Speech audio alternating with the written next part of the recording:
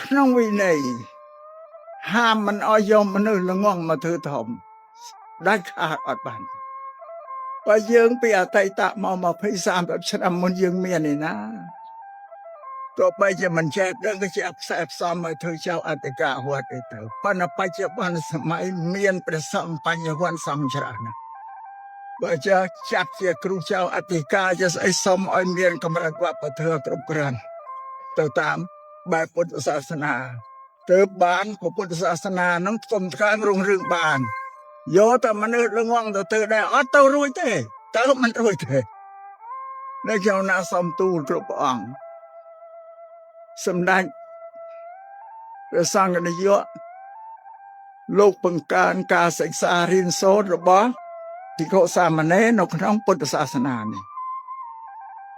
ព្រះអង្គយល់ថាការសិក្សានឹងជាឆ្អឹងទ្រូងរបស់ពុទ្ធសាសនាព្រះអង្គមានព្រះបន្ទូលទៅសុំឲ្យបន្ថយវត្តខ្លះដែលមានសំណង់ឲ្យមមត្រឹមហើយសុំឲ្យផ្អាកប៉ុណ្ណឹងសិនទៅសុំឲ្យគិតពីការសិក្សារៀនសូត្ររបស់ព្រះសង្ឃឲ្យចេះដឹងក្នុងវិន័យណាចៅអធិការវត្តឧបជាប្រធេរៈមន្ត្រីសង្ឃតាំងពីថ្នាក់ក្រោមរហូតដល់មកថ្នាក់កំពូល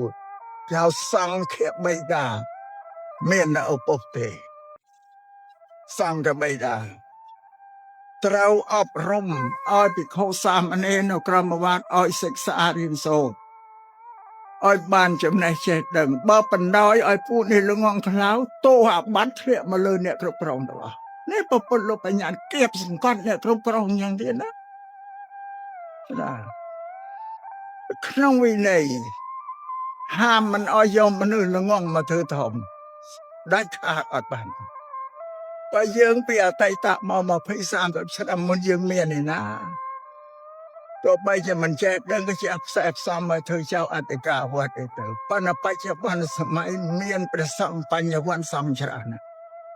បើចាចាត់ជាគ្រូចៅអធិការជាស្អីសុំឲ្យមានកម្រិតវប្បធម៌គ្រប់គ្រាន់ទៅតាមបែបពុទ្ធសាសនាទើបបានពុទ្ធសាសនានឹងផ្ទំថ្កើងរុងរឿងបានយកតែមនុស្សល្ងងទៅដែរអត់ទៅរួចទេទៅមិនរួចទេនៅក្នុងណាសំទូលគ្រប់ព្រះអង្គហើយបើយើងបណ្ដុះបណ្ដាលព្រះសង្ឃឲ្យចេះដឹងដូចជាជួយដល់ប្រទេសជាតិដែរគេថាធនធានមនុស្សធនធានព្រះសង្ឃបើនៅជាព្រះសង្ឃក៏លោកចេះធ្វើចេះវិន័យ